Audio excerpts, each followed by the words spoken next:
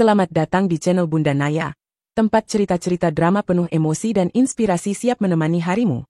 Dari konflik keluarga, kisah cinta, hingga perjuangan hidup yang menyentuh hati, semua ada di sini. Jangan lupa klik tombol subscribe dan aktifkan lonceng notifikasinya, biar kamu nggak ketinggalan cerita seru dari kami. Yuk, simak kisahnya sekarang. Suami selingkuh ke luar negeri, aku jual sahamnya dan dia pulang jadi gelandangan.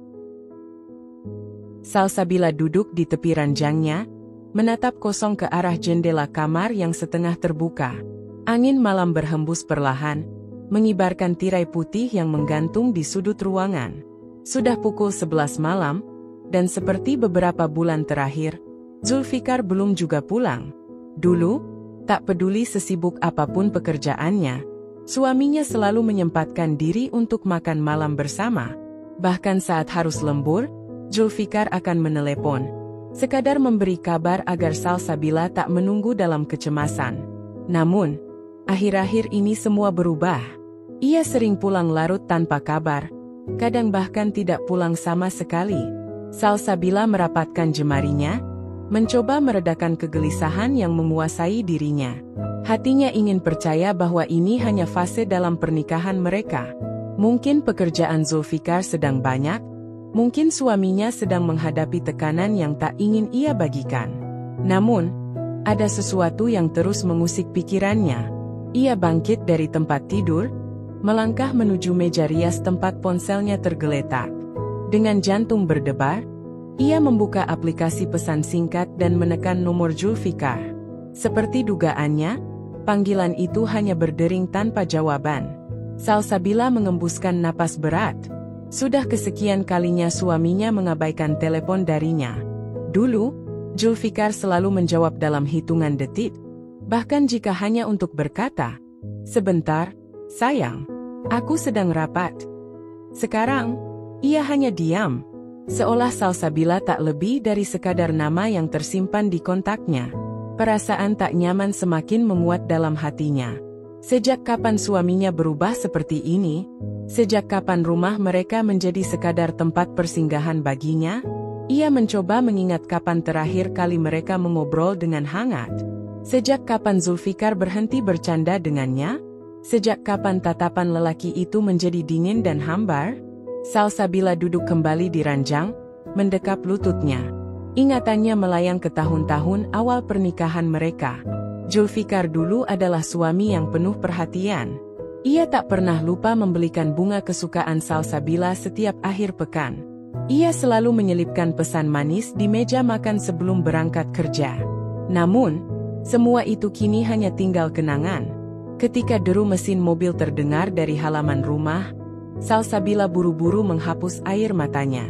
Ia bergegas ke jendela dan melihat suaminya keluar dari mobil. Langkahnya santai, tanpa rasa bersalah, seolah pulang larut malam adalah hal biasa. Salsabila menarik napas dalam-dalam, lalu keluar dari kamar, menunggu di ruang tamu. Ketika Zulfikar membuka pintu, ia terkejut melihat istrinya masih terjaga. "Kamu belum tidur?" tanyanya datar, sambil melepas jam tangannya. "Aku menunggumu," jawab Salsabila dengan suara pelan. Zulfikar hanya mengangkat bahu dan berjalan menuju dapur, mengambil segelas air tanpa sedikit pun menoleh ke arah istrinya. "Kamu dari mana?" tanya Salsabila, mencoba tetap tenang. "Kerja." Hanya satu kata, tanpa tambahan apapun. Salsabila mengepalkan tangannya. "Kenapa nggak angkat teleponku?" "Aku sibuk." Jawaban itu membuat hatinya mencelos. Sibuk? Dulu, tak peduli seberapa sibuk Zulfikar, ia selalu menyempatkan waktu untuknya. "Aku bukan istri yang suka mengekang, Zul. Aku cuma butuh kejelasan. Kalau kamu sibuk, bilang. Kalau ada sesuatu, ceritakan. Aku ini istrimu." Zulfikar meletakkan gelasnya di meja dapur dengan suara sedikit keras, lalu menatap Salsabila dengan ekspresi kesal. "Kamu mulai banyak nanya sekarang, ya?" Salsabila terdiam. Dulu, Zulfikar tak pernah berbicara dengan nada seperti itu. "Aku cuma ingin tahu," jawabnya pelan. Zulfikar menghela napas panjang, lalu berjalan melewatinya begitu saja. Aku capek, mau tidur dulu. Salsabila menatap punggung suaminya yang menghilang di balik pintu kamar. Dingin, begitu dingin. Ia duduk kembali di sofa, membiarkan pikirannya dipenuhi oleh pertanyaan-pertanyaan yang tak berjawab. Apa yang sebenarnya terjadi? Apa yang membuat suaminya berubah begitu drastis? Saat matanya menangkap ponsel Zulfikar yang tergeletak di meja, ia merasakan dorongan untuk mengambilnya. Namun, ia menahan diri.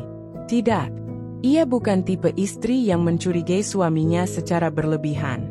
Namun, jauh di lubuk hatinya, ia tahu ada sesuatu yang tidak beres, dan ia harus mencari tahu. Salsabila menatap koper besar yang berdiri di sudut kamar, tertutup rapat dengan resleting yang kokoh.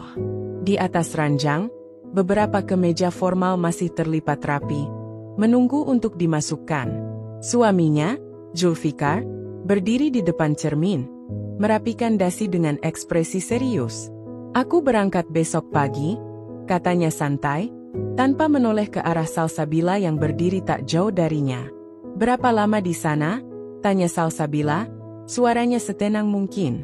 "Mungkin 2 minggu, tergantung urusan bisnisnya selesai atau enggak," jawab Zulfikar tanpa banyak penjelasan.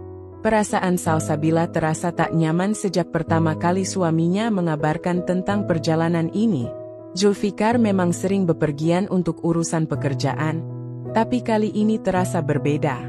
Tidak ada antusiasme seperti biasanya.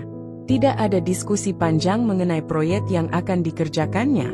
Semua terasa datar, seolah ia ingin segera pergi dan menghindari pembicaraan lebih lanjut. "Kamu yakin ini benar-benar urusan kerja?" Salsabila bertanya, mencoba mencari kepastian.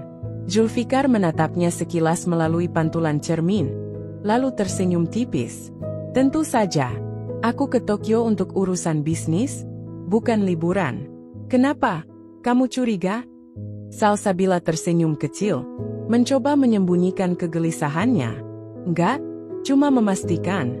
Soalnya akhir-akhir ini kamu sibuk banget. Aku takut kamu terlalu lelah."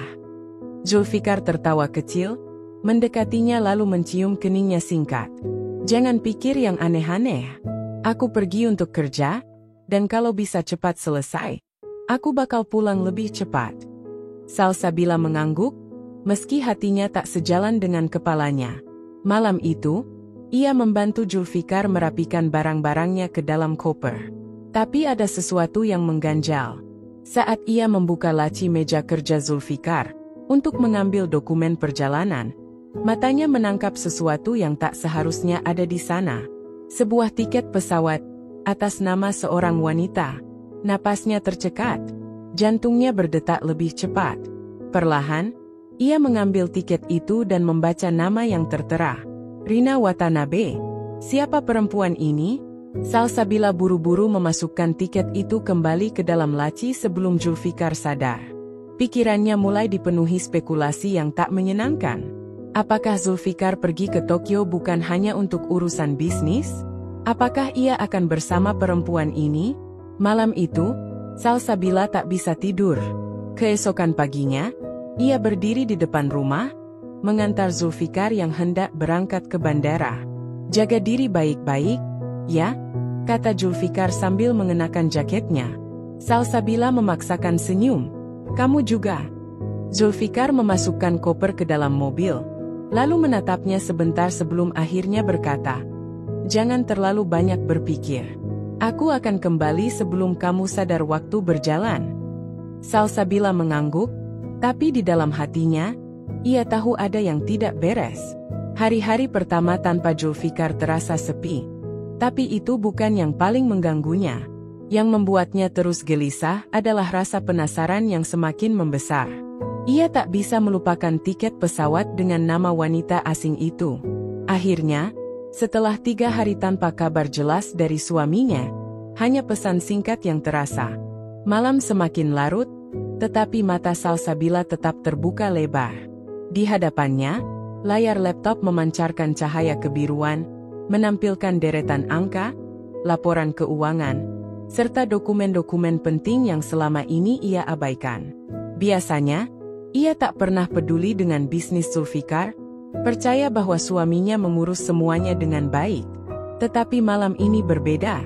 Ia tak lagi bisa duduk diam sebagai istri yang hanya menunggu kepulangan suaminya dengan segelas teh hangat. Tidak setelah pengkhianatan yang ia lihat dengan mata kepalanya sendiri. Tangan Salsabila menggenggam mouse erat. Dengan teliti, ia membuka satu persatu dokumen digital yang terhubung dengan perusahaan Zulfikar. Ia tak menyangka bahwa selama ini, ia memiliki akses cukup luas ke banyak hal. Semua karena Zulfikar pernah mempercayainya untuk mengurus administrasi ketika mereka baru menikah. Salsabila tersenyum tipis. Dulu, kepercayaan itu diberikan sebagai bentuk kasih sayang. Kini, kepercayaan yang sama akan menjadi senjata yang digunakan untuk menghancurkannya. Ia menarik napas panjang, mencoba menenangkan dadanya yang masih dipenuhi gejolak emosi. Ini bukan waktu untuk terbawa perasaan. Ia harus berpikir jernih. Ia membuka folder berisi dokumen kepemilikan saham. Beberapa aset memang atas nama Zulfikar, tetapi ada beberapa yang ternyata masih terhubung dengan namanya. Jika ia bertindak cepat, ia bisa mengamankan hak-haknya sebelum Zulfikar sempat menyadarinya. Jari-jarinya bergerak lincah di atas keyboard. Ia menyalin beberapa file penting ke flash drive. Lalu, ia mengambil ponselnya dan menghubungi seorang pengacara yang pernah menangani urusan keluarganya dulu. "Halo, Pak Surya? Saya ingin bertemu besok. Ada hal penting yang ingin saya bicarakan." Pagi itu, Salsabila melangkah masuk ke kantor hukum tempat Pak Surya bekerja. Pria paruh baya itu menyambutnya dengan ramah. Meski terlihat sedikit terkejut dengan kedatangannya yang tiba-tiba. "Salsabila, apa yang bisa saya bantu?" tanyanya, menyesap kopi di hadapannya. Salsabila mengeluarkan tumpukan dokumen yang sudah ia siapkan sejak malam tadi. "Saya ingin memastikan posisi saya dalam pernikahan ini. Hak saya, aset yang masih terhubung dengan nama saya. Saya ingin semuanya dikaji ulang." Pak Surya mengernyit, lalu membuka satu persatu dokumen itu. Ia membaca dengan cermat, sesekali mengangguk-angguk kecil. "Kamu curiga suamimu akan melakukan sesuatu dengan aset ini?" Salsabila tersenyum sinis. "Saya lebih dari sekadar curiga, Pak." Pak Surya meletakkan dokumen itu di atas meja dan menatapnya dengan pandangan serius. "Kamu ingin bersiap sebelum sesuatu terjadi?" Salsabila mengangguk. "Saya tidak akan membiarkan dia mengkhianati saya 2 kali. Saya sudah kehilangan kepercayaannya, tapi saya tidak akan kehilangan semuanya." Pak Surya menghela napas. "Baiklah. Kita bisa mulai dengan mengevaluasi kepemilikan dan mencari celah hukum yang bisa kamu manfaatkan." Salsabila tersenyum tipis. Rencana ini baru saja dimulai. Beberapa hari kemudian, Salsabila semakin dalam menggali rahasia yang selama ini disembunyikan oleh Zulfikar. Ia menemukan sesuatu yang mengejutkan. Ada pengalihan dana dalam jumlah besar yang mengarah ke rekening pribadi seseorang di Jepang, Rina Watanabe. Dada Salsabila kembali sesak. Jadi, bukan hanya hubungan gelap. Zulfikar bahkan berani menggunakan uang hasil kerja keras mereka untuk wanita itu. Tangan Salsabila mengepal. Amarahnya semakin menjadi-jadi. Tanpa pikir panjang, ia menghubungi Pak Surya lagi. "Saya butuh bantuan untuk melacak transaksi ini. Bisakah kita mencari cara agar rekening itu dibekukan?" Pak Surya menghela napas panjang.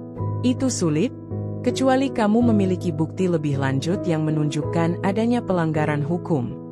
Salsabila terdiam. Ia menatap layar laptopnya, memperhatikan jejak transaksi itu. Jika ia bisa membuktikan bahwa Zulfikar menyalahgunakan dana perusahaan, ia bisa menjadikannya alasan kuat untuk mengambil langkah hukum. Ia tak lagi merasa ragu. Ini bukan hanya soal perselingkuhan. Ini adalah pengkhianatan yang menyangkut harga diri dan kehidupan masa depannya.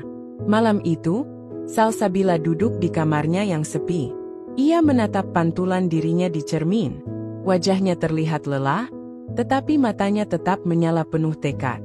Zulfikar mungkin mengira ia bisa mempermainkannya, tetapi ia lupa. Ia menikah dengan wanita yang lebih kuat dari yang ia kira. Rencana ini baru dimulai, dan ketika Zulfikar kembali, ia akan menghadapi kenyataan pahit yang tak pernah ia bayangkan. Salsabila akan memastikan bahwa suaminya merasakan sakit yang sama, bahkan lebih dari apa yang ia rasakan. Pagi itu, udara terasa lebih dingin dari biasanya. Matahari baru saja muncul di ufuk timur, tetapi hati Salsabila justru semakin dingin. Ia duduk di meja makan, menatap kosong ke arah secangkir kopi yang sudah mendingin. Di dalam kepalanya, hanya ada satu hal. Hari ini adalah langkah besar dalam hidupnya. Tangannya menggenggam erat map berisi dokumen gugatan cerai yang telah ia persiapkan bersama Pak Surya. Semuanya sudah disusun dengan rapi, semua bukti perselingkuhan Zulfikar, bukti pengalihan dana, hingga perjanjian pranikah yang mungkin bisa menjadi senjata untuk memastikan bahwa ia tidak kehilangan haknya atas aset yang masih tersisa.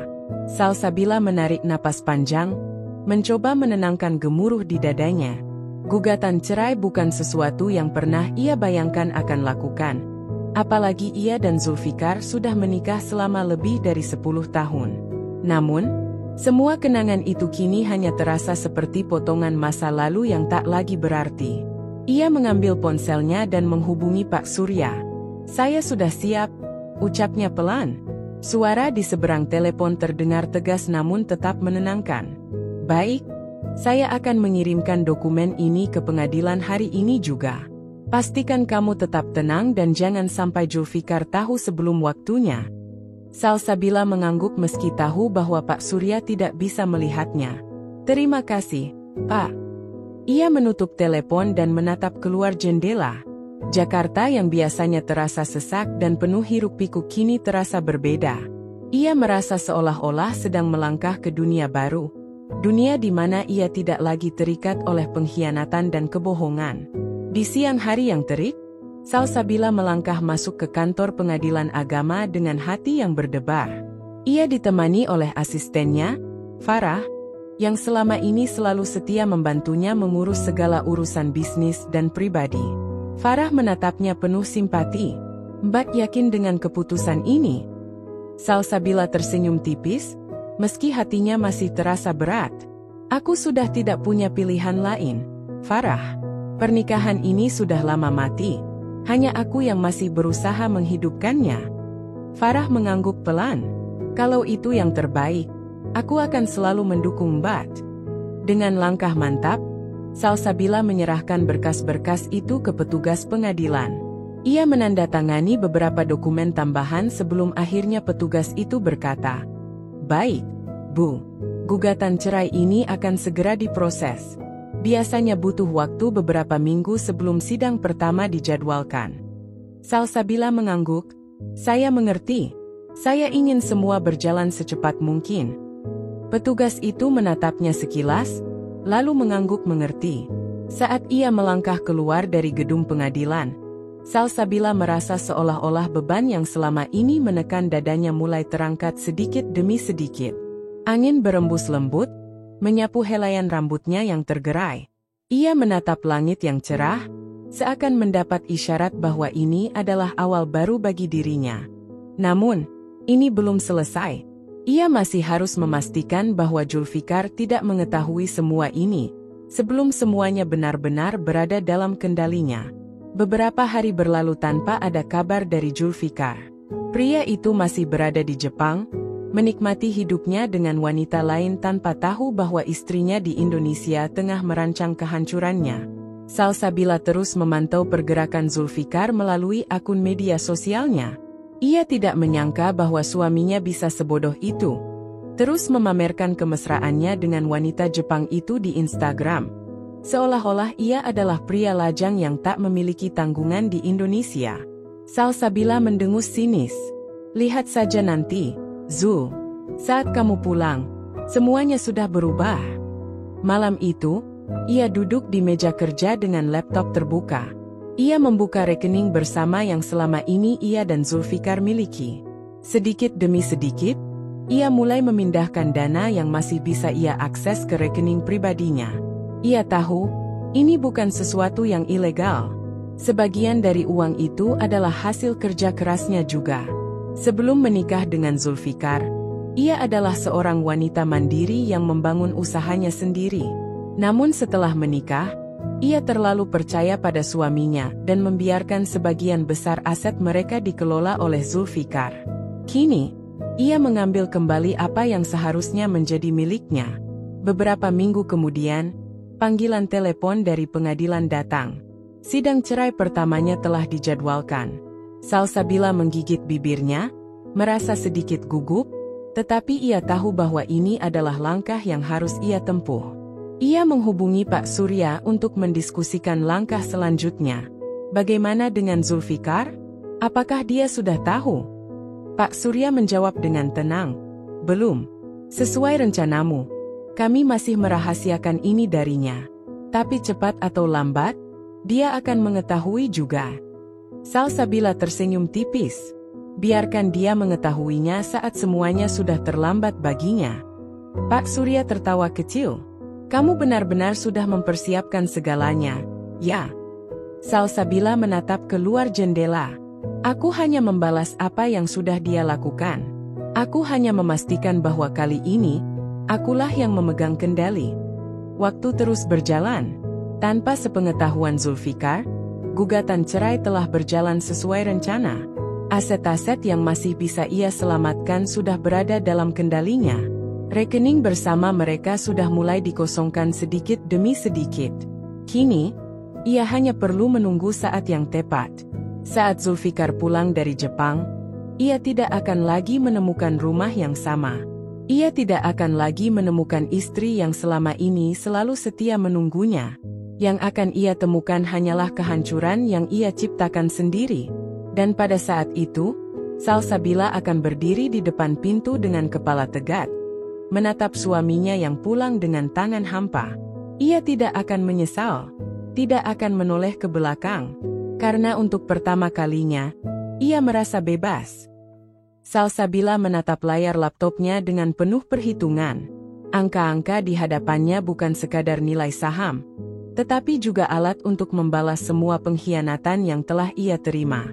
Tangannya mengetik dengan cekatan, membuka berbagai dokumen kepemilikan yang selama ini dikelola oleh Zulfikar. Perusahaan itu memang dikelola oleh suaminya, tapi kepemilikan sahamnya masih bisa ia manfaatkan sebelum semuanya jatuh ke tangan orang lain. Ia menarik napas dalam. Ini bukan sekadar keputusan bisnis, ini adalah langkah strategis untuk memastikan bahwa Zulfikar akan pulang ke tanah yang bukan lagi miliknya. Salsabila telah banyak belajar dalam beberapa minggu terakhir. Ia bertemu dengan pengacara terbaik, berkonsultasi dengan pakar investasi, dan menghubungi beberapa pihak yang selama ini tertarik dengan saham perusahaan mereka. Semua dilakukan dengan rapi dan diam-diam. Zulfikar tidak akan menyadari apapun sampai semuanya sudah terlambat. Di antara nama-nama yang muncul dalam daftar calon pembeli, satu nama menarik perhatiannya, Adrian Prasetyo, seorang pengusaha berpengaruh yang sudah lama tertarik untuk masuk ke sektor bisnis yang dikelola Zulfikar. Tanpa menunggu lebih lama, Salsabila meraih ponselnya dan menghubungi Adrian. "Adrian, bisa kita bertemu hari ini? Ada hal penting yang ingin kubicarakan," katanya langsung tanpa basa-basi. Di ujung telepon, Adrian terdiam sejenak sebelum menjawab. "Kau ingin membicarakan saham perusahaan?" Salsabila tersenyum tipis. "Aku ingin menjualnya." Pertemuan mereka berlangsung di sebuah restoran mewah yang cukup sepi. Salsabila tidak ingin ada orang yang mengenalinya di tempat ini. Saat Adrian tiba, pria itu langsung duduk di depannya, menatapnya dengan penuh rasa ingin tahu. "Jadi, kau benar-benar ingin melepas saham Zulfikar?" tanya Adrian setelah pelayan pergi. Salsabila mengangguk pelan. "Bukan hanya sebagian. Aku ingin menjual semuanya, setidaknya bagian yang bisa aku kendalikan." Adrian terdiam sejenak sebelum akhirnya tersenyum kecil. "Aku tidak menyangka kau akan bertindak secepat ini." "Aku hanya tidak ingin kehilangan kesempatan," jawab Salsabila tegas. Mereka lalu membahas detail transaksi. Salsabila memastikan bahwa semua proses ini akan berjalan bersih, tanpa celah hukum yang bisa dimanfaatkan oleh Zulfikar untuk menggugatnya nanti. Adrian, yang memang seorang pebisnis ulung, setuju dengan rencana ini. Ia paham bahwa perusahaan yang selama ini dipegang Zulfikar memiliki nilai pasar yang tinggi, dan mendapatkan saham mayoritas akan memberinya kendali penuh. Kalau begitu, kita buat perjanjian, kata Adrian sambil menyerahkan sebuah dokumen awal. Salsabila membaca setiap kata dengan teliti. Tidak ada waktu untuk melakukan kesalahan. Setelah memastikan semuanya sesuai dengan yang ia inginkan, ia mengangguk. Kita lanjutkan. Beberapa hari berikutnya, proses legalitas mulai berjalan. Tim hukum yang bekerja untuk Salsabila mengurus segala dokumen yang diperlukan. Semua dilakukan secara bertahap agar tidak menimbulkan kecurigaan. Dalam hitungan minggu, satu persatu saham berpindah tangan. Transaksi berlangsung dengan rapi, seolah-olah ini hanya transaksi bisnis biasa. Tidak ada yang mencurigai bahwa ini adalah bagian dari rencana balas dendam seorang istri yang dikhianati. Salsabila tahu, Zulfikar masih sibuk di Jepang, menikmati waktunya dengan wanita lain, tanpa menyadari bahwa dunia yang ia tinggalkan sedang runtuh perlahan. Saat semua proses hampir selesai, Salsabila berdiri di depan kaca besar di ruang kerjanya. Dari lantai atas gedung perkantoran, ia bisa melihat hiruk-pikuk kota Jakarta. Ia tersenyum. Zulfikar mengira dirinya tak terkalahkan. Tapi kali ini, dialah yang akan menang. Salsabila menatap daftar aset yang terpampang di layar laptopnya. Rumah mewah di kawasan elit Jakarta, mobil-mobil dengan harga selangit, tabungan dalam berbagai rekening, hingga investasi properti yang tersebar di beberapa kota. Semua ini selama bertahun-tahun dikumpulkan bersama Zulfikar. Tapi kini, ia akan memastikan hanya dirinya yang memiliki semuanya. Tangannya bergerak cepat, mengakses satu persatu rekening dan dokumen kepemilikan yang selama ini dipegang bersama. Ia telah menyiapkan langkah-langkah matang untuk menguras aset sebelum Zulfikar kembali dari Jepang. Semua ini harus selesai sebelum pria itu menyadari apa yang terjadi. Malam itu, ia duduk di ruang kerja dengan tumpukan dokumen yang tertata rapi. Cahaya lampu meja menerangi wajahnya yang tenang. Tapi di balik ketenangan itu, ada badai yang berkecamuk. Ia sudah lelah menjadi wanita yang selalu mengalah, dan sekarang, giliran Zulfikar yang merasakan bagaimana rasanya kehilangan segalanya.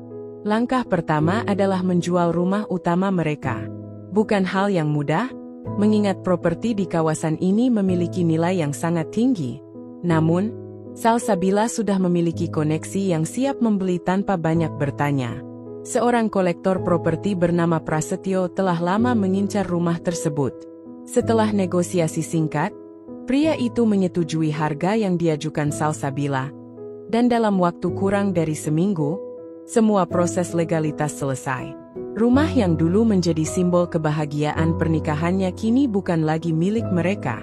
Setelah itu, giliran mobil-mobil mewah yang selama ini dipamerkan Zulfikar kepada teman-temannya.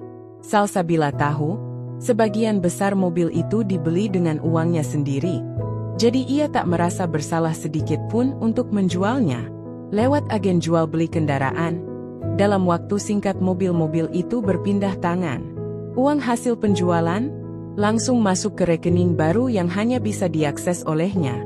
Setelah properti dan kendaraan, yang tersisa hanyalah tabungan serta investasi di berbagai tempat. Salsabila tahu, Zulfikar memiliki banyak rekening di bank berbeda, dan sebagian memang berada di bawah namanya sendiri. Namun, selama ini, pria itu mempercayakan beberapa rekening gabungan kepada Salsabila. Tanpa membuang waktu, ia menghubungi beberapa bank untuk mencairkan dana.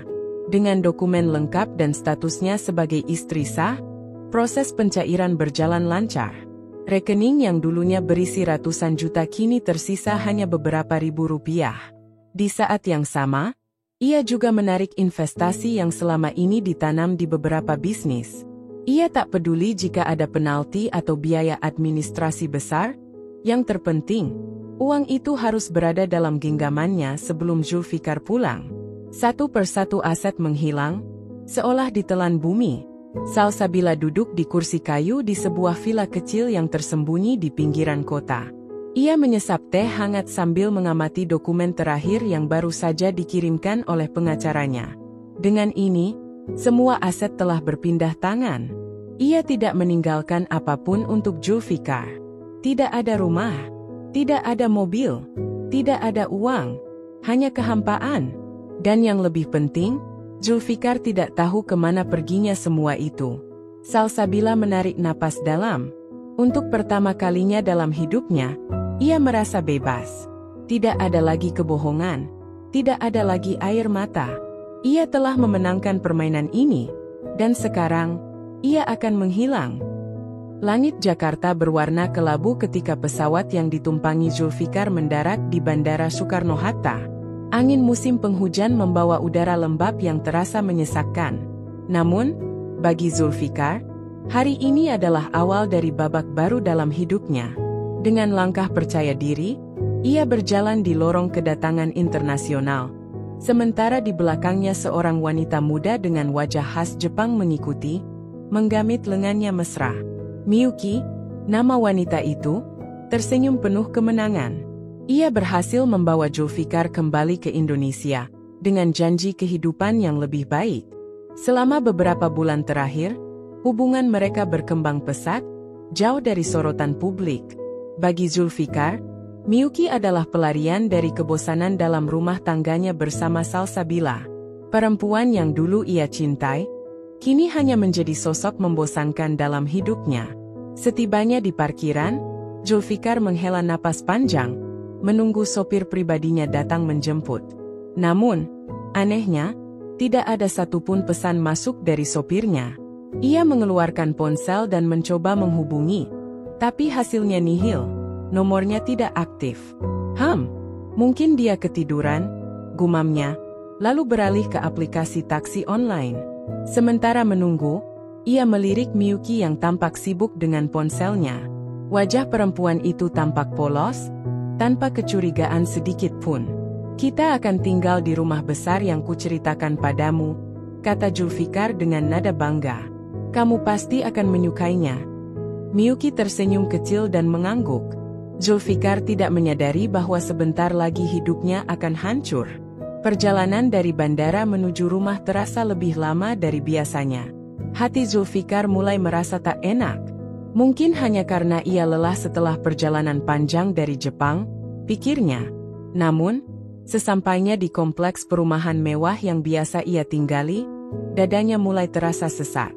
Gerbang besar yang biasa dijaga satpam pribadinya kini terbuka lebar. Tidak ada satpam di pos.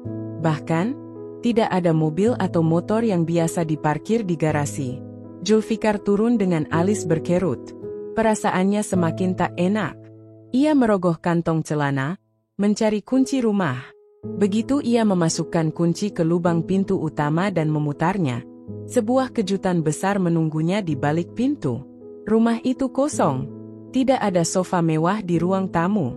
Tidak ada lampu kristal yang biasa menyala hangat di langit-langit. Tidak ada rak buku besar. Tidak ada televisi layar datar. Tidak ada hiasan mahal. Hanya ruang kosong dengan lantai yang masih berkilau. Miyuki yang mengikuti di belakangnya terdiam. Matanya membesar, penuh kebingungan. "Zul, di mana perabotannya?" Zulfikar ternganga. Ia berlari ke kamar utama. Namun, yang ia lihat hanyalah ruangan kosong. Tidak ada lemari pakaian, tidak ada ranjang mewah tempat ia biasa tidur. Bahkan, tidak ada satupun barang pribadinya yang tersisa. Dengan panik, ia berlari ke ruangan lain. Sama, semua kosong. Tangannya bergetar saat ia meraih ponselnya. Ia menelepon Salsabila. Namun, suara operator yang dingin menyambutnya. "Nomor yang Anda tuju tidak dapat dihubungi." Peluh dingin mulai mengalir di pelipisnya. Ia mencoba menghubungi asisten pribadinya. Tidak ada jawaban. Ia menelepon sopir, pengacara, bahkan beberapa rekan bisnisnya. Tidak ada satupun yang mengangkat teleponnya. Dengan tangan gemetar, ia membuka aplikasi perbankan. Matanya membesar saat melihat saldo rekeningnya. 0,00 rupiah. Jantungnya berdegup kencang. Ia membuka rekening lain. Sama. Semua rekeningnya kosong. Tidak mungkin. Ini pasti kesalahan sistem. Dengan napas tersengal, ia mencoba masuk ke akun investasi dan sahamnya. Namun, layar menunjukkan satu kalimat yang menghancurkan dunianya. Akun ini telah dialihkan kepada pemilik baru. Tubuh Zulfikar lemas. Ia jatuh terduduk di lantai yang dingin. Napasnya berat. Miyuki menatapnya dengan bingung. "Zul, apa yang terjadi?" Zulfikar tidak bisa menjawab. Otaknya tidak mampu memproses kenyataan yang sedang terjadi. Semua asetnya telah lenyap. Rumah, kendaraan, tabungan, bisnis, semuanya hilang tanpa jejak. Dan Salsabila, perempuan yang selama ini ia abaikan, perempuan yang ia duakan, telah menghilang tanpa meninggalkan jejak sedikit pun. Kini, ia benar-benar tidak memiliki apa-apa. Hujan rintik-rintik membasahi jalanan Jakarta malam itu. Cahaya lampu jalanan yang remang-remang memantulkan bayangan sosok pria lusuh yang terduduk di sudut trotoar. Pakaiannya yang dulu mahal dan berkelas kini kotor dan penuh debu. Rambutnya yang biasanya tertata rapi kini berantakan. Sementara wajahnya yang dulu bersih bercahaya kini tampak kuyu dan penuh kelelahan. Pria itu adalah Zulfikar, mantan pengusaha sukses yang pernah hidup dalam kemewahan. Kini tidak lebih dari seorang gelandangan yang mencoba bertahan hidup. Seminggu telah berlalu sejak ia kembali ke Indonesia, dan menemukan kenyataan pahit bahwa segala yang ia miliki telah lenyap. Rumah mewahnya kosong melompong, rekeningnya nol, dan tak ada satupun orang yang mau membantunya. Bahkan Miyuki, wanita yang dulu selalu menggandeng lengannya dengan manja, telah meninggalkannya begitu mengetahui bahwa Zulfikar kini tidak lagi memiliki harta. Saat itu, setelah Miyuki pergi, Zulfikar masih mencoba bertahan. Ia mendatangi beberapa teman bisnisnya, berharap mendapatkan pinjaman atau setidaknya tempat berlindung sementara. Namun, setiap orang yang ia datangi hanya menggelengkan kepala atau berpura-pura tidak mengenalnya. "Maaf, Zul, aku tidak bisa membantumu," ujar salah satu temannya sambil menutup pintu rumahnya dengan cepat. Yang lain bahkan lebih kasar. "Zulfikar, kau pikir aku akan membantumu setelah apa yang kau lakukan? Kau bukan siapa-siapa sekarang. Pergi." Tidak ada satupun orang yang peduli. Mereka tahu betul tentang pengkhianatan Zulfikar terhadap Salsabila. Berita tentang bagaimana istrinya diam-diam mengambil alih seluruh aset dan meninggalkannya tersebar dengan cepat di kalangan pengusaha. Banyak yang diam-diam mengagumi langkah Salsabila yang cerdas dan penuh perhitungan. Mereka yang dulu menghormati Zulfikar kini justru merasa puas melihat kejatuhannya. Tanpa tempat tujuan, tanpa uang, dan tanpa teman, Zulfikar pun terpaksa hidup di jalanan. Malam itu, perutnya kembali berbunyi. Sudah hampir 2 hari ia tidak makan. Ia duduk di sudut trotoar, memeluk tubuhnya sendiri untuk melawan dinginnya udara malam. Hujan yang turun semakin deras, membasahi tubuhnya yang lelah.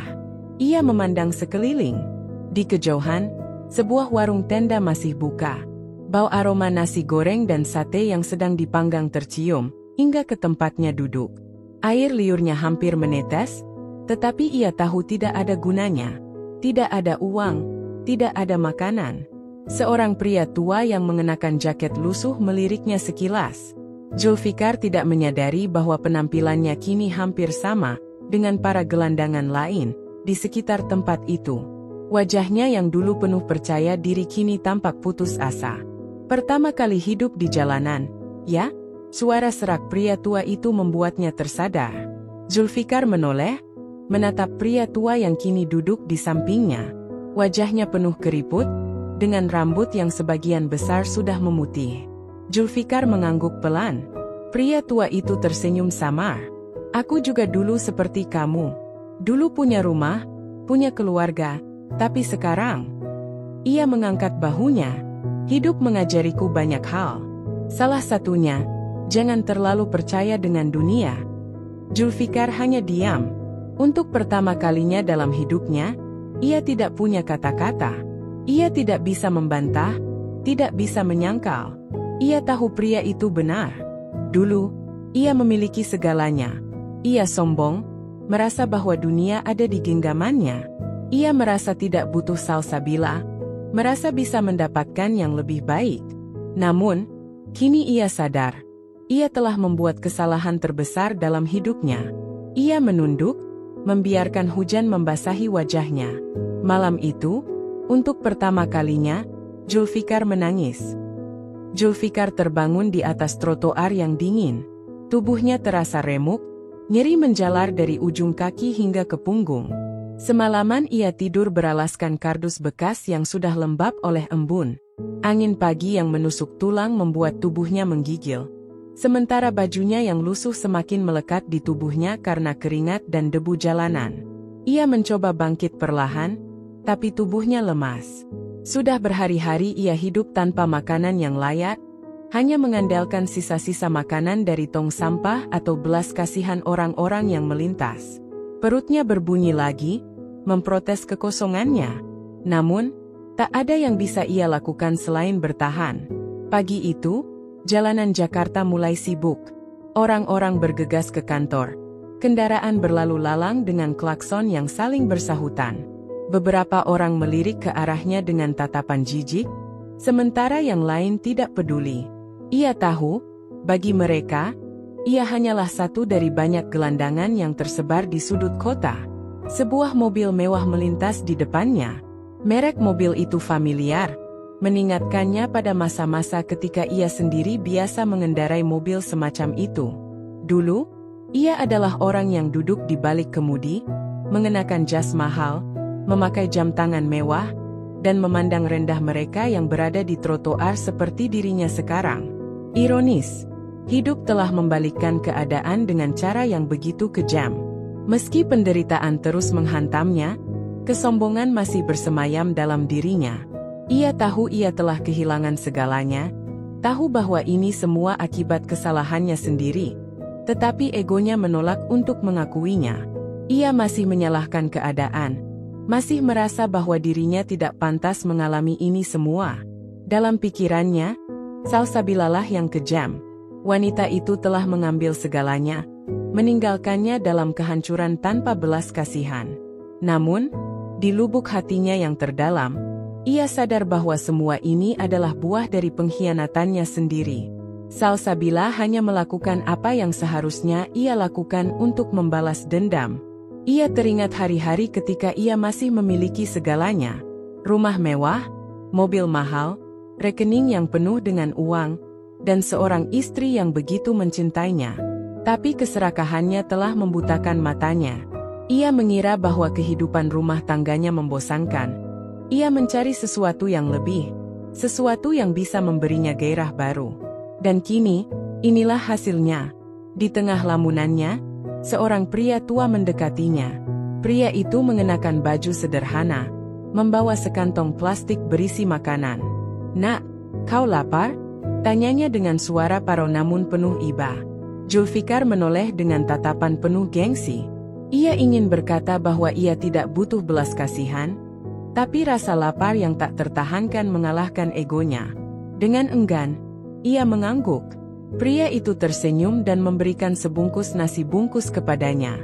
Tangannya gemetar saat menerima makanan itu. Aroma nasi dan lauknya begitu menggoda, membuat air liurnya hampir menetes. Tanpa berpikir panjang, ia membuka bungkusnya dan mulai menyantapnya dengan lahap. Sudah lama ia tidak merasakan makanan enak seperti ini. "Jangan terlalu cepat makannya, nanti tersedak," ujar pria tua itu sambil duduk di sampingnya. Zulfikar melirik pria itu, bingung mengapa orang ini mau repot-repot membantunya. "Kenapa kau menolongku?" tanyanya pelan, masih dengan nada sinis yang tersisa. Pria tua itu tertawa kecil. "Aku dulu sepertimu. Hidupku berkecukupan, tapi aku sombong. Aku meremehkan orang-orang di bawahku. Hingga suatu hari, hidupku hancur. Aku kehilangan semuanya. Dan di saat itulah aku belajar bahwa dunia ini selalu berputar." Zulfikar terdiam. Kata-kata pria itu seperti tamparan keras baginya. Dunia memang telah berputar, dan ia sekarang berada di titik terendah. Tapi apakah ia bisa bangkit? Setelah selesai makan, Zulfikar mengucapkan terima kasih dengan canggung. Pria tua itu hanya tersenyum sebelum beranjak pergi. Zulfikar kembali termenung, memikirkan nasibnya. Ia ingin marah, ingin mengutuk keadaan, tapi yang tersisa hanyalah penyesalan. Hatinya berkecamuk. Ia ingin meminta maaf kepada Salsabila, tapi bagaimana caranya? Bagaimana ia bisa menatap wanita yang telah ia hancurkan hatinya? Lagi pula, apa Salsabila masih peduli padanya? Zulfikar menghembuskan napas panjang. Ia sadar, meski hatinya penuh penyesalan, masih ada satu hal yang belum bisa ia lakukan. Merendahkan diri dan mengakui kesalahannya. Kesombongan yang dulu membuatnya jatuh, kini masih menahannya untuk bangkit. Dan sampai ia bisa menyingkirkan ego itu, penderitaannya tidak akan pernah berakhir. Zulfikar duduk di trotoar yang mulai basah oleh rintik hujan. Jaket lusuhnya tidak cukup untuk menahan dingin, dan perutnya sudah lama tidak terisi makanan layak. Sepatu mahal yang dulu ia banggakan kini penuh lumpur dan sobek di beberapa bagian. Ia tak lagi terlihat seperti pria sukses, hanya seorang lelaki yang kehilangan segalanya. Namun, di tengah penderitaan yang semakin menyesakkan dada, ada satu harapan yang masih ia genggam erat. Miyuki. Miyuki, wanita Jepang yang dulu begitu mempesonanya, yang membuatnya rela mengkhianati Salsabila dan menghancurkan rumah tangganya sendiri. Zulfikar yakin, setidaknya Miyuki masih peduli. Wanita itu yang selalu membisikkan janji manis, yang pernah berkata akan selalu bersamanya, apapun yang terjadi. Dengan tangan gemetar, ia merogoh kantong jaketnya dan mengeluarkan ponsel tua yang layarnya sudah retak. Ponsel itu satu-satunya barang berharga yang berhasil ia selamatkan sebelum semuanya hilang. Baterainya hampir habis, tapi cukup untuk satu panggilan. Jari-jarinya menekan nomor Miyuki dengan hati penuh harap. Panggilan tersambung. Ia menempelkan ponsel ke telinga, menunggu dengan napas tertahan. Halo? Suara Miyuki terdengar di seberang. Masih lembut, masih sama seperti dulu. Miyuki, ini aku, Zulfikar. Suaranya serak dan lemah. Hening sejenak. Zulfikar bisa mendengar suara napas Miyuki dari seberang, tapi tak ada jawaban langsung. Kau di mana? Lanjutnya, berusaha terdengar tenang meski hatinya penuh ketakutan. Aku, Zulfikar, kenapa kau meneleponku? Suara Miyuki terdengar ragu. Aku butuh bantuanmu, Miyuki. Zulfikar menghela napas, mencoba menahan gengsi yang masih tersisa dalam dirinya. Aku kehilangan segalanya. Aku tak punya tempat tinggal, tak punya uang. Aku hanya punya kau. Di seberang, Miyuki terdiam cukup lama sebelum akhirnya menghela napas. Zulfikar, aku tidak bisa membantumu. Jantung Zulfikar berdegup kencang. Apa maksudmu? Aku tidak bisa bersama pria yang tidak punya apa-apa. Suara Miyuki terdengar lebih dingin sekarang. Kau bilang kau kehilangan segalanya? Aku turut prihatin, tapi itu bukan urusanku. Zulfikar merasa darahnya berhenti mengalir. Miyuki, kau bilang kau mencintaiku. Kau bilang kita akan bersama. Dulu? Potong Miyuki cepat. Dulu, saat kau masih punya segalanya. Aku tidak pernah mencintai pria miskin. Kata-kata itu menghantam Zulfikar seperti pukulan di wajah. Napasnya tercekat. Ia ingin menyangkal, ingin memohon, tapi kata-kata Miyuki terlalu jelas. Jadi, selama ini kau hanya menginginkan uangku. Miyuki terkekeh pelan. Kau yang bodoh, Zulfikar. Aku hanya menikmati waktuku denganmu, karena kau bisa memberiku kehidupan yang nyaman. Tapi sekarang, untuk apa aku bertahan dengan pria yang bahkan tak punya tempat tinggal? Zulfikar menggenggam ponselnya erat. Miyuki, aku bisa bangkit lagi. Aku bisa bekerja. Aku akan berusaha. Maaf, Zulfikar. Suara Miyuki terdengar bosan. Aku sudah punya pria lain. Dia jauh lebih kaya darimu. Klik. Panggilan terputus. Zulfikar menatap layar ponselnya yang gelap. Jari-jarinya gemetar, bukan hanya karena dingin, tapi juga karena amarah, kecewa, dan rasa sakit yang begitu dalam. Miyuki meninggalkannya. Sama seperti semua orang, Zulfikar ingin berteriak, ingin menghancurkan ponselnya ke aspal. Tapi untuk apa? Tidak ada yang akan peduli. Ia telah kehilangan segalanya. Dan kini, ia benar-benar sendirian. Zulfikar duduk di bangku taman, memperhatikan lalu lalang orang-orang dengan mata kosong. Pakaian lusuh yang menempel di tubuhnya terasa semakin sesak oleh debu dan keringat. Sudah berhari-hari ia hidup di jalanan tanpa tujuan. Setiap malam ia tidur di emperan toko, mengandalkan sisa uang receh yang ia dapat dari belas kasihan orang-orang, untuk sekadar membeli sebungkus nasi murah. Namun, malam itu, sesuatu dalam dirinya terasa berbeda. Ia tidak bisa terus seperti ini. Tidak mungkin ia membiarkan dirinya jatuh lebih dalam. Ia harus bangkit. Ia harus kembali ke kehidupannya yang dulu, meskipun entah bagaimana caranya. Dengan tekad yang mulai tumbuh, keesokan harinya, Zulfikar berkeliling kota mencari pekerjaan. Langkahnya mantap, meski perutnya masih kosong sejak pagi. Ia mendatangi berbagai perusahaan yang dulu ia kenal. Beberapa dari mereka adalah rekan bisnisnya saat ia masih berada di puncak kejayaan. Namun, setiap kali ia memasuki ruangan wawancara, hasilnya selalu sama. "Maaf, Pak Zulfikar, kami tidak bisa menerima Anda. Maaf, kami sudah memiliki karyawan yang cukup. Reputasi Anda, kami tidak bisa mengambil risiko." Setiap kata penolakan terasa seperti tamparan yang menyakitkan. Ia sadar, kabar tentang kehancurannya sudah tersebar luas. Semua orang tahu bagaimana ia kehilangan segalanya. Lebih buruk lagi, mereka juga tahu bagaimana ia mengkhianati Salsabila. Tidak ada yang mau bekerja dengan seseorang yang memiliki rekam jejak seburuk dirinya. Namun, Zulfikar tidak menyerah. Ia terus mencari, dari satu kantor ke kantor lainnya, dari perusahaan besar hingga toko kecil. Bahkan, ia mencoba melamar sebagai karyawan restoran cepat saji, berharap bisa memulai dari bawah. Tetapi tetap saja, tidak ada yang mau menerimanya. Hari berlalu tanpa hasil. Tubuhnya semakin lelah, semangatnya semakin terkikis. Hingga suatu hari, dalam keadaan hampir putus asa, ia duduk di pinggir jalan, memperhatikan orang-orang yang berlalu lalang. Matahari mulai terbenam, dan ia belum makan seharian. Di saat itulah, seorang pria tua mendekatinya. "Kau mencari pekerjaan?" tanya pria itu dengan suara serak. Zulfikar menoleh. Pria itu mengenakan pakaian sederhana, topi lusuh menutupi sebagian kepalanya. Dari baunya, jelas ia seorang pekerja kasar. "Ya?" jawab Zulfikar dengan suara pelan. "Aku butuh pekerja tambahan di proyek bangunan. Kau mau?" Zulfikar terdiam. Ia, yang dulu seorang pengusaha sukses, kini ditawari pekerjaan sebagai kuli bangunan. Hatinya menolak. Harga dirinya berontak. Tapi perutnya yang kosong dan kondisi tubuhnya yang semakin lemah berkata lain. "Aku mau." Akhirnya ia menjawab, meski dengan suara lirih. Keesokan paginya, Zulfikar sudah berada di lokasi proyek. Tubuhnya yang dulu terbiasa dengan kemewahan kini harus bergulat dengan debu dan semen.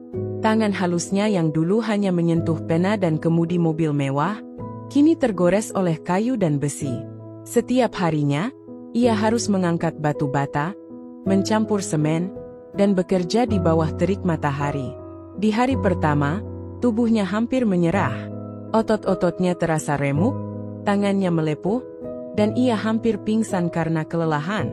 Namun, ketika malam tiba dan ia menerima upah pertamanya, selembar uang yang cukup untuk membeli makanan layak, ia merasakan sesuatu yang sudah lama hilang dari hidupnya. Harga diri. Untuk pertama kalinya setelah sekian lama, ia mendapatkan sesuatu dari hasil kerja kerasnya sendiri, bukan dari harta warisan atau permainan bisnis licik. Hari demi hari berlalu, Zulfikar terus bekerja tanpa mengeluh. Ia tahu, jalan untuk kembali sukses masih panjang. Namun, setidaknya, ia sudah mengambil langkah pertama. Langit senja mulai berubah warna ketika Zulfikar berjalan gontai di trotoar kota. Kemeja lusuh yang melekat di tubuhnya sudah pudar warnanya. Sementara celana panjang yang dikenakannya tampak penuh debu dan noda semen. Tubuhnya jauh lebih kurus dibandingkan saat ia masih berada di puncak kejayaan. Wajahnya yang dulu selalu terawat kini kusam dengan janggut yang tumbuh tak beraturan. Sudah berbulan-bulan ia bekerja sebagai buruh kasar di proyek bangunan. Dari pagi hingga sore, ia memanggul batu bata, mencampur semen, dan bekerja di bawah terik matahari. Setiap malam, tubuhnya terasa remuk, tapi setidaknya kini ia bisa membeli makan dengan hasil keringatnya sendiri. Namun, tidak bisa dipungkiri, jauh di dalam hatinya, masih ada penyesalan yang menghantui. Setiap kali ia duduk sendirian, pikirannya selalu melayang ke masa lalu. Ke rumah mewah yang kini sudah bukan miliknya. Ke mobil-mobil yang dulu ia kemudikan dengan bangga. Ke rekening bank yang dulu penuh, tapi kini 0 rupiah. Dan yang paling menyakitkan, pikirannya selalu tertuju pada Salsabila, wanita yang dulu ia sia-siakan.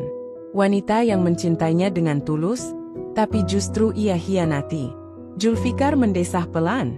Ia menggelengkan kepalanya, mencoba mengusir bayangan itu dari pikirannya. Namun, langkahnya tiba-tiba terhenti. Matanya membelalak ketika melihat sosok wanita yang baru saja keluar dari sebuah restoran mewah di seberang jalan. Salsabila. Ia masih mengenalinya, meskipun sudah sekian lama tak berjumpa. Tapi ada yang berbeda dari wanita itu. Ia tampak lebih anggun, lebih berkelas. Rambutnya yang dulu sering ia biarkan tergerai kini ditata rapi. Senyumnya terlihat lebih bersinar, dan sorot matanya penuh kebahagiaan. Di sebelahnya, seorang pria berjas berdiri, menemaninya dengan penuh perhatian. Pria itu tampak begitu menghormatinya, membukakan pintu mobil dengan sikap yang lembut. Zulfikar berdiri terpaku di trotoar, merasakan dadanya tiba-tiba sesak. Salsabila tertawa kecil saat berbincang dengan pria itu. Lalu masuk ke dalam mobil mewah yang tampaknya miliknya sendiri. Mobil itu melaju perlahan, melewati tempat Zulfikar berdiri. Dan untuk sesaat, mata mereka bertemu. Jantung Zulfikar berdegup kencang. Salsabila juga sempat terdiam. Namun, berbeda dengannya yang penuh keterkejutan, mata Salsabila justru memancarkan ketenangan. Tidak ada amarah di sana, tidak ada kebencian, hanya tatapan datar, seolah-olah Zulfikar hanyalah seseorang yang pernah ia kenal di masa lalu, tapi kini tak lagi memiliki tempat di hidupnya. Zulfikar ingin berlari mengejarnya, ingin berkata sesuatu, ingin meminta kesempatan untuk menjelaskan segalanya. Tapi sebelum ia sempat melangkah, mobil itu sudah melaju menjauh, meninggalkannya dalam kehampaan. Ia hanya bisa berdiri di tempat, menatap punggung mobil yang semakin menghilang di kejauhan. Dan saat itu, ia benar-benar sadar. Salsabila telah pergi dari hidupnya untuk selamanya. Malam mulai larut saat Zulfikar duduk di bangku kayu sebuah taman kota. Angin dingin menyusup di antara sela-sela pakaiannya yang tipis, membuat tubuhnya sedikit menggigil. Tangannya mengepal, kepalanya tertunduk, dan pikirannya terus berkecamuk. Hari itu, untuk pertama kalinya setelah sekian lama, ia melihat Salsabila lagi. Wanita yang dulu ia sia-siakan kini telah menjadi sosok yang berbeda. Lebih anggun, lebih berkelas, dan, yang paling menyakitkan, lebih bahagia tanpa dirinya. Tatapan dingin Salsabila beberapa jam lalu masih terbayang jelas dalam benaknya. Tidak ada kebencian, tidak ada amarah. Hanya sebuah pandangan yang seolah berkata bahwa Zulfikar sudah bukan siapa-siapa baginya. Hatinya terasa hancur. Ia merogoh saku celananya, mengeluarkan sebuah ponsel tua yang layarnya sudah retak. Ponsel itu adalah satu-satunya benda berharga yang masih ia miliki. Tangannya bergetar saat ia membuka kontak, mencari satu nama yang entah kenapa belum pernah ia hapus. Salsabila. Dengan napas tertahan, ia menekan tombol panggil. Nadanya berdering sekali, 2 kali, 3 kali, hingga akhirnya tersambung. Halo? Suara itu, suara yang dulu selalu menyambutnya dengan lembut, kini terdengar jauh lebih datar dan tak beremosi. Salsa, ini aku, ujar Zulfikar dengan suara serak. Beberapa detik berlalu tanpa jawaban. Hanya kesunyian yang menggantung di antara mereka. Ada apa? Akhirnya Salsabila bertanya, suaranya tetap datar. Zulfikar menelan ludah. Ia menunduk, menatap sepatu lusuhnya yang sudah penuh debu. Aku ingin bertemu denganmu. Aku ingin bicara. Kali ini, Salsabila tertawa kecil. Tapi bukan tawa yang hangat, melainkan tawa penuh ironi. Bicara? Setelah sekian lama kau menghilang, setelah semua yang kau lakukan, sekarang kau ingin bicara? Aku tahu aku salah, ujar Zulfikar lirih. Aku menyesal, Salsa. Aku benar-benar menyesal. Kembali, hanya ada keheningan di ujung telepon. Lalu, sebuah helaan napas terdengar. Baiklah, kata Salsabila akhirnya. Besok sore, di kafe dekat rumah lama kita. Aku beri kau waktu 15 menit. Sambungan terputus. Zulfikar mengembuskan napas berat, lalu menatap langit malam yang pekat. Besok, ia akan bertemu dengan Salsabila. Dan mungkin, ini adalah kesempatan terakhirnya. Matahari sore bersinar redup ketika Zulfikar tiba di kafe yang dijanjikan. Ia berdiri canggung di dekat pintu masuk, merapikan kemejanya yang sudah lusuh. Ia tahu ia tidak pantas berada di tempat semewah ini. Beberapa pasang mata menatapnya dengan aneh. Seakan bertanya-tanya bagaimana mungkin seorang pria berpakaian kumal berani masuk ke tempat seperti ini. Namun, tak lama kemudian, ia melihat Salsabila duduk di sudut ruangan. Wajahnya tidak ada sedikit pun ekspresi gugup atau emosi yang berlebihan. Ia tidak terpengaruh dengan kehadiran Zulfikar. Zulfikar menelan ludah, lalu melangkah mendekat. Salsabila hanya menatapnya sekilas sebelum berkata, "Duduk." Zulfikar menurut. Untuk beberapa saat, keduanya hanya terdiam. Salsabila menyeruput kopinya dengan tenang, sementara Zulfikar meremas jemarinya sendiri di bawah meja. Akhirnya, Zulfikar menghela napas panjang sebelum berkata, "Aku minta maaf, Salsa." Salsabila meletakkan cangkirnya, menatapnya tanpa ekspresi. "Aku sudah kehilangan segalanya," lanjut Zulfikar. "Aku tahu aku pantas menerima ini semua. Aku mengkhianatimu, aku meninggalkanmu demi sesuatu yang tidak berharga, dan sekarang aku menyesal." Salsabila tetap diam. "Aku tahu aku tak bisa mengubah masa lalu." Suara Zulfikar mulai bergetar. "Aku tidak berharap kau menerimaku kembali. Aku hanya ingin kau tahu, aku sungguh menyesal." Salsabila menatapnya lama sebelum akhirnya tersenyum tipis. "Aku tidak membencimu, Zulfikar," katanya tenang. "Aku sudah memaafkanmu sejak lama." Zulfikar menatapnya dengan mata membelalak. Salsabila melanjutkan, "Aku tidak menyimpan dendam padamu. Aku sudah belajar melepaskan. Kau memang mengkhianati pernikahan kita, tapi itu adalah masa lalu. Aku sudah bahagia sekarang." Zulfikar merasakan dadanya semakin sesak.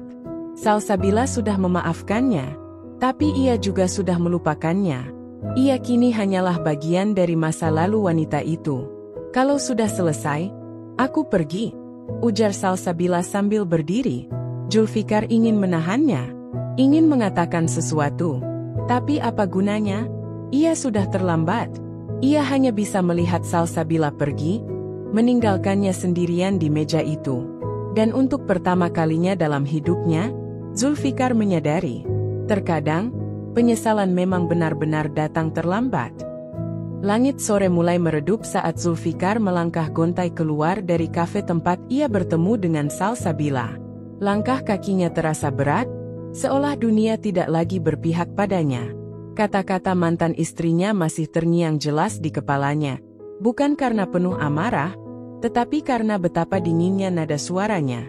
Salsabila telah memaafkannya, tapi bukan berarti ia akan kembali. Ia sudah bahagia tanpa dirinya. Zulfikar menunduk, menggenggam dadanya yang terasa sesak. Rasa sakit itu begitu nyata, jauh lebih menyiksa daripada kehilangan kekayaan, dihina orang-orang, atau ditinggalkan Miyuki. Ini adalah pukulan paling telak yang ia rasakan dalam hidupnya. Ia terus berjalan tanpa tujuan. Trotoar kota yang ramai terasa seperti labirin yang membingungkannya. Orang-orang berlalu lalang, sibuk dengan kehidupan mereka, seolah keberadaannya sama sekali tidak berarti. Lalu, tiba-tiba saja, langkahnya terhenti. Di seberang jalan, ia melihat Salsabila. Namun, kali ini ia tidak sendirian. Seorang pria berdiri di sampingnya, sosok yang tinggi dan berwibawa. Pria itu berbicara dengan lembut, lalu tertawa pelan. Salsabila tersenyum, dan tanpa ragu, ia menggenggam tangan pria itu dengan erat. Hati Zulfikar mencelos. Ia tidak tahu siapa pria itu. Tapi yang jelas, ia bukan orang biasa bagi Salsabila. Tatapan mereka penuh kehangatan, sesuatu yang dulu pernah ia miliki. Namun ia sia-siakan sendiri. Salsabila tidak hanya bahagia tanpa dirinya. Ia juga telah menemukan seseorang yang lebih pantas. Zulfikar berdiri kaku di tempatnya, menyaksikan pemandangan itu dengan mata nanar. Ia ingin berpaling, ingin meyakinkan dirinya bahwa semua ini hanya kebetulan. Tapi tidak. Semuanya terlalu nyata. Ketika lampu hijau menyala dan orang-orang mulai menyeberang, Zulfikar akhirnya melangkah mundur. Tidak ada gunanya lagi ia berdiri di sana. Ia sudah kalah. Dan ini adalah balasan dari semua perbuatannya. Malam itu, Zulfikar kembali ke kamar kos kecilnya. Ruangan sempit itu pengap dan berantakan, jauh dari kehidupan mewah yang pernah ia nikmati. Kasur tipis di sudut kamar menjadi satu-satunya tempat untuk beristirahat, dan meja kecil di pojokan dipenuhi dengan bungkus makanan instan yang sudah basi. Ia duduk di lantai, menatap dinding yang mulai berjamur. Hidupnya kini benar-benar berada di titik terendah. Dulu, ia begitu sombong, menganggap dirinya tidak akan pernah jatuh. Ia meninggalkan istri yang mencintainya, mengejar wanita lain yang pada akhirnya juga meninggalkannya. Ia mengkhianati orang-orang yang tulus, hanya demi kesenangan sesaat. Dan sekarang, ketika ia tidak lagi memiliki apa-apa, tidak ada satupun yang peduli padanya. Zulfikar tertawa pahit. Ia mengusap wajahnya yang penuh peluh, lalu meraih ponsel bututnya. Ia membuka galeri foto, dan yang tersisa hanyalah beberapa gambar masa lalunya. Foto pernikahannya dengan Salsabila. Foto saat mereka tersenyum bahagia, berdiri di depan rumah yang dulu mereka tempati bersama. Foto saat Salsabila memasakkan makanan kesukaannya, tersenyum sambil mengulurkan sepiring nasi goreng buatannya. Semua itu kini hanya kenangan. Kenangan yang tak akan pernah bisa ia ulang kembali. Zulfikar menutup matanya, menahan sesak di dadanya. Ia menyesal. Tuhan, ia benar-benar menyesal. Namun, ia sadar, penyesalan tidak akan mengubah apapun. Ia telah menuai apa yang ia tanam. Dan inilah balasan karma yang sesungguhnya. Langit malam kota tampak suram, diterangi lampu jalan yang berpendar redup.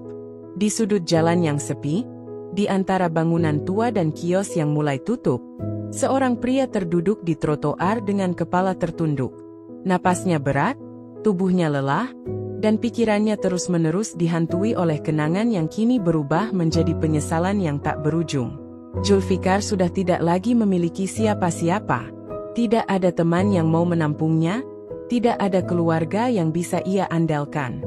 Ia telah menghabiskan malam-malam panjangnya berpindah dari satu tempat ke tempat lain, mencari pekerjaan yang pantas, tetapi semua orang menolaknya. Dulu saya mengenal Anda, Pak Zulfikar. Saya tidak bisa mempekerjakan seseorang yang punya catatan seperti Anda, kata seorang pemilik restoran beberapa hari lalu saat ia mencoba melamar pekerjaan sebagai pelayan. Maaf, perusahaan kami tidak menerima karyawan dengan riwayat buruk dalam hubungan personal dan profesional, ujar seorang manajer saat melihat namanya di daftar pelamar kerja. Reputasinya hancur, tidak hanya di dunia kerja, tapi juga di mata masyarakat. Mereka mengenalnya sebagai pria yang mengkhianati istri, yang baik demi seorang wanita lain. Mereka tahu bagaimana akhirnya ia jatuh, bagaimana wanita Jepang itu, Miyuki, pergi meninggalkannya setelah mengetahui ia bukan lagi pria kaya raya yang bisa memberikan kehidupan mewah. Suami selingkuh ke luar negeri, aku jual sahamnya dan dia pulang jadi gelandangan. Salsabila duduk di tepi ranjangnya, menatap kosong ke arah jendela kamar yang setengah terbuka. Angin malam berhembus perlahan, mengibarkan tirai putih yang menggantung di sudut ruangan. Sudah pukul 11 malam, dan seperti beberapa bulan terakhir, Zulfikar belum juga pulang. Dulu, tak peduli sesibuk apapun pekerjaannya, suaminya selalu menyempatkan diri untuk makan malam bersama. Bahkan saat harus lembur, Zulfikar akan menelepon, sekadar memberi kabar agar Salsabila tak menunggu dalam kecemasan. Namun, akhir-akhir ini semua berubah. Ia sering pulang larut tanpa kabar, kadang bahkan tidak pulang sama sekali. Salsabila merapatkan jemarinya, mencoba meredakan kegelisahan yang menguasai dirinya. Hatinya ingin percaya bahwa ini hanya fase dalam pernikahan mereka. Mungkin pekerjaan Zulfikar sedang banyak. Mungkin suaminya sedang menghadapi tekanan yang tak ingin ia bagikan. Namun, ada sesuatu yang terus mengusik pikirannya. Ia bangkit dari tempat tidur, melangkah menuju meja rias tempat ponselnya tergeletak. Dengan jantung berdebar, ia membuka aplikasi pesan singkat dan menekan nomor Zulfikar. Seperti dugaannya, panggilan itu hanya berdering tanpa jawaban. Salsabila mengembuskan napas berat. Sudah kesekian kalinya suaminya mengabaikan telepon darinya. Dulu, Zulfikar selalu menjawab dalam hitungan detik. Bahkan jika hanya untuk berkata, "Sebentar, sayang, aku sedang rapat." Sekarang, ia hanya diam. Seolah Salsabila tak lebih dari sekadar nama yang tersimpan di kontaknya. Perasaan tak nyaman semakin menguat dalam hatinya. Sejak kapan suaminya berubah seperti ini? Sejak kapan rumah mereka menjadi sekadar tempat persinggahan baginya? Ia mencoba mengingat kapan terakhir kali mereka mengobrol dengan hangat. Sejak kapan Zulfikar berhenti bercanda dengannya? Sejak kapan tatapan lelaki itu menjadi dingin dan hambar? Salsabila duduk kembali di ranjang, mendekap lututnya. Ingatannya melayang ke tahun-tahun awal pernikahan mereka. Zulfikar dulu adalah suami yang penuh perhatian. Ia tak pernah lupa membelikan bunga kesukaan Salsabila setiap akhir pekan. Ia selalu menyelipkan pesan manis di meja makan sebelum berangkat kerja. Namun, semua itu kini hanya tinggal kenangan. Ketika deru mesin mobil terdengar dari halaman rumah, Salsabila buru-buru menghapus air matanya. Ia bergegas ke jendela dan melihat suaminya keluar dari mobil. Langkahnya santai, tanpa rasa bersalah, seolah pulang larut malam adalah hal biasa. Salsabila menarik napas dalam-dalam, lalu keluar dari kamar, menunggu di ruang tamu. Ketika Zulfikar membuka pintu, ia terkejut melihat istrinya masih terjaga. "Kamu belum tidur?" tanyanya datar, sambil melepas jam tangannya. "Aku menunggumu," jawab Salsabila dengan suara pelan. Zulfikar hanya mengangkat bahu dan berjalan menuju dapur, mengambil segelas air tanpa sedikit pun menoleh ke arah istrinya. "Kamu dari mana?" tanya Salsabila, mencoba tetap tenang. "Kerja." Hanya satu kata, tanpa tambahan apapun. Salsabila mengepalkan tangannya. "Kenapa nggak angkat teleponku?" "Aku sibuk." Jawaban itu membuat hatinya mencelos. Sibuk? Dulu, tak peduli seberapa sibuk Zulfikar, ia selalu menyempatkan waktu untuknya. "Aku bukan istri yang suka mengekang, Zul. Aku cuma butuh kejelasan. Kalau kamu sibuk, bilang. Kalau ada sesuatu, ceritakan. Aku ini istrimu."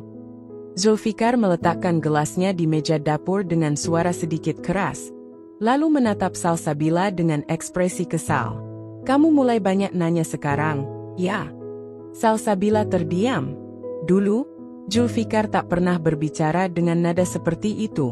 "Aku cuma ingin tahu," jawabnya pelan. Zulfikar menghela napas panjang, lalu berjalan melewatinya begitu saja. "Aku capek. Mau tidur dulu." Salsabila menatap punggung suaminya yang menghilang di balik pintu kamar.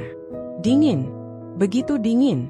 Ia duduk kembali di sofa, membiarkan pikirannya dipenuhi oleh pertanyaan-pertanyaan yang tak berjawab. Apa yang sebenarnya terjadi? Apa yang membuat suaminya berubah begitu drastis? Saat matanya menangkap ponsel Zulfikar yang tergeletak di meja, ia merasakan dorongan untuk mengambilnya. Namun, ia menahan diri. Tidak. Ia bukan tipe istri yang mencurigai suaminya secara berlebihan. Namun, jauh di lubuk hatinya, ia tahu ada sesuatu yang tidak beres. Dan ia harus mencari tahu. Salsabila menatap koper besar yang berdiri di sudut kamar. Tertutup rapat dengan resleting yang kokoh. Di atas ranjang, beberapa kemeja formal masih terlipat rapi, menunggu untuk dimasukkan. Suaminya, Zulfikar, berdiri di depan cermin, merapikan dasi dengan ekspresi serius. "Aku berangkat besok pagi," katanya santai, tanpa menoleh ke arah Salsabila yang berdiri tak jauh darinya. "Berapa lama di sana?" tanya Salsabila, suaranya setenang mungkin. "Mungkin 2 minggu, tergantung urusan bisnisnya selesai atau enggak," jawab Zulfikar tanpa banyak penjelasan. Perasaan Salsabila terasa tak nyaman sejak pertama kali suaminya mengabarkan tentang perjalanan ini. Zulfikar memang sering bepergian untuk urusan pekerjaan, tapi kali ini terasa berbeda. Tidak ada antusiasme seperti biasanya. Tidak ada diskusi panjang mengenai proyek yang akan dikerjakannya. Semua terasa datar, seolah ia ingin segera pergi dan menghindari pembicaraan lebih lanjut. "Kamu yakin ini benar-benar urusan kerja?" Salsabila bertanya, mencoba mencari kepastian. Zulfikar menatapnya sekilas melalui pantulan cermin, lalu tersenyum tipis. "Tentu saja. Aku ke Tokyo untuk urusan bisnis, bukan liburan." "Kenapa? Kamu curiga?" Salsabila tersenyum kecil, mencoba menyembunyikan kegelisahannya. "Enggak, cuma memastikan. Soalnya akhir-akhir ini kamu sibuk banget. Aku takut kamu terlalu lelah." Zulfikar tertawa kecil, mendekatinya lalu mencium keningnya singkat. "Jangan pikir yang aneh-aneh. Aku pergi untuk kerja, dan kalau bisa cepat selesai, aku bakal pulang lebih cepat." Salsabila mengangguk, meski hatinya tak sejalan dengan kepalanya. Malam itu, ia membantu Zulfikar merapikan barang-barangnya ke dalam koper. Tapi ada sesuatu yang mengganjal. Saat ia membuka laci meja kerja Zulfikar untuk mengambil dokumen perjalanan, matanya menangkap sesuatu yang tak seharusnya ada di sana. Sebuah tiket pesawat, atas nama seorang wanita. Napasnya tercekat. Jantungnya berdetak lebih cepat. Perlahan, ia mengambil tiket itu dan membaca nama yang tertera. "Rina Watanabe." Siapa perempuan ini? Salsabila buru-buru memasukkan tiket itu kembali ke dalam laci sebelum Zulfikar sadar. Pikirannya mulai dipenuhi spekulasi yang tak menyenangkan. Apakah Zulfikar pergi ke Tokyo bukan hanya untuk urusan bisnis? Apakah ia akan bersama perempuan ini? Malam itu, Salsabila tak bisa tidur. Keesokan paginya, ia berdiri di depan rumah, mengantar Zulfikar yang hendak berangkat ke bandara. "Jaga diri baik-baik, ya," kata Zulfikar sambil mengenakan jaketnya. Salsabila memaksakan senyum. "Kamu juga?"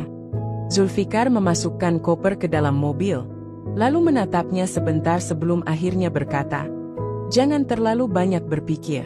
Aku akan kembali sebelum kamu sadar waktu berjalan." Salsabila mengangguk, tapi di dalam hatinya, ia tahu ada yang tidak beres. Hari-hari pertama tanpa Zulfikar terasa sepi, tapi itu bukan yang paling mengganggunya. Yang membuatnya terus gelisah adalah rasa penasaran yang semakin membesar. Ia tak bisa melupakan tiket pesawat dengan nama wanita asing itu. Akhirnya, setelah 3 hari tanpa kabar jelas dari suaminya, hanya pesan singkat yang terasa. Sekarang, bahkan untuk sekadar mendapatkan pekerjaan kasar pun terasa mustahil. Zulfikar meremas rambutnya yang kini kusut dan berantakan. Pakaiannya lusuh, tubuhnya kotor, dan rasa lapar terus menghantui perutnya. Tidak ada makanan layak yang bisa ia makan. Beberapa kali ia mengandalkan pemberian dari orang-orang yang merasa iba. Tetapi itu tidak cukup untuk membuatnya bertahan dalam keadaan sehat. Ia kini hanyalah bayangan dari dirinya yang dulu. Dulu, ia adalah pria sukses yang berjalan dengan percaya diri, memakai jas mahal, mengendarai mobil mewah, dan dihormati banyak orang. Kini, ia hanya seorang pria yang tidur di emperan toko, berharap pagi tidak datang terlalu cepat karena itu hanya berarti 1 hari lagi dalam penderitaan yang tiada akhir. Di tengah lamunannya, Zulfikar teringat kembali pada Salsabila. Wanita itu kini telah bahagia. Ia melihatnya dengan mata kepalanya sendiri. Senyum itu, tawa itu, semua itu nyata. Salsabila tidak hanya berhasil bangkit dari luka yang ia tinggalkan, tetapi juga menemukan seseorang yang jauh lebih baik darinya. Aku sudah memaafkanmu, Zulfikar. Tapi memaafkan bukan berarti aku bisa melupakan semuanya dan kembali padamu, kata Salsabila dengan nada yang tenang, tanpa ada kebencian, hanya kepastian bahwa ia telah menutup bab lama dalam hidupnya. Zulfikar menghela napas berat. Ia tidak bisa menyalahkan siapapun selain dirinya sendiri. Kesombongannya telah menghancurkan semuanya. Ia ingat saat pertama kali ia mulai merasa bahwa Salsabila bukan lagi cukup baginya. Ia merasa bosan, merasa berhak mendapatkan sesuatu yang lebih. Ia buta terhadap ketulusan istrinya sendiri dan justru tergoda oleh kilauan yang akhirnya hanya fatamorgana belaka. Sekarang, ia ingin mengulang semuanya, ingin kembali ke masa lalu dan memilih dengan benar. Tapi waktu tidak akan pernah bisa diputar kembali. Penyesalan ini tidak akan pernah berakhir. Zulfikar mendongak ke langit, menatap bintang-bintang yang berkelip samar. Dulu, ia tidak pernah berpikir bahwa ia akan berakhir seperti ini. Tapi inilah hukuman yang harus ia jalani. Hidup dalam penderitaan yang ia ciptakan sendiri. Angin sore berembus lembut, menerpa pepohonan rindang yang tumbuh di halaman rumah mewah bergaya minimalis itu. Sinar matahari yang mulai redup memantulkan cahaya ke jendela kaca besar, menciptakan bayangan indah di dalam rumah. Salsabila duduk di teras, menyeruput teh hangat sambil memandang halaman yang dipenuhi bunga berwarna-warni. Senyum bahagia tergambar di wajahnya, wajah yang kini lebih berseri dibandingkan bertahun-tahun lalu.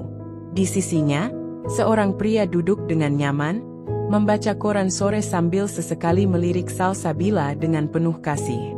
Pria itu bukan hanya pasangan hidupnya, tetapi juga sahabat yang selalu mendukung dan mencintainya dengan tulus. Kamu kelihatan tenang hari ini, ujar pria itu dengan nada lembut. Salsabila menghela napas dan tersenyum. Aku bersyukur untuk semua ini. Aku pernah melalui masa-masa sulit, tapi sekarang aku tahu, semua itu membawaku ke kehidupan yang lebih baik. Ia tidak perlu menyebut nama seseorang dari masa lalunya. Luka yang pernah ada telah sembuh, digantikan dengan kebahagiaan yang nyata. Ia tidak lagi hidup dalam bayang-bayang pengkhianatan, tetapi dalam cahaya kehidupan yang baru. Di sisi lain kota, di sebuah gang kumuh yang jauh dari kemewahan, seorang pria berjalan terseok-seok dengan pakaian lusuh dan rambut yang acak-acakan. Tubuhnya kurus, wajahnya kusam, dan langkahnya lunglai. Zulfikar. Tidak ada lagi sisa kejayaan dalam dirinya. Ia hidup berpindah-pindah dari satu tempat ke tempat lain, mencoba bertahan dengan sisa-sisa harga dirinya yang telah hancur. Tak ada lagi teman yang peduli, tak ada keluarga yang sudi menolong. Ia telah mengkhianati terlalu banyak orang, dan kini, dunia mengkhianatinya kembali. Perutnya perih karena lapar, tapi ia tidak memiliki uang untuk membeli makanan. Beberapa kali ia mencoba bekerja serabutan, tapi siapa yang mau menerima seseorang dengan reputasi seburuk dirinya? Zulfikar berjalan tanpa tujuan, pikirannya kosong, matanya memandang lurus ke depan, tetapi tanpa arah. Seperti orang yang telah kehilangan segalanya, ia hanya menunggu waktu hingga hidup benar-benar menelannya ke dalam kegelapan yang lebih dalam. Di persimpangan jalan, ia melihat sebuah papan reklame besar. Foto seorang wanita terpampang di sana, dengan senyum yang begitu anggun. Salsabila, pengusaha sukses dan filantropi. Zulfikar menelan ludah, merasakan hatinya semakin hancur.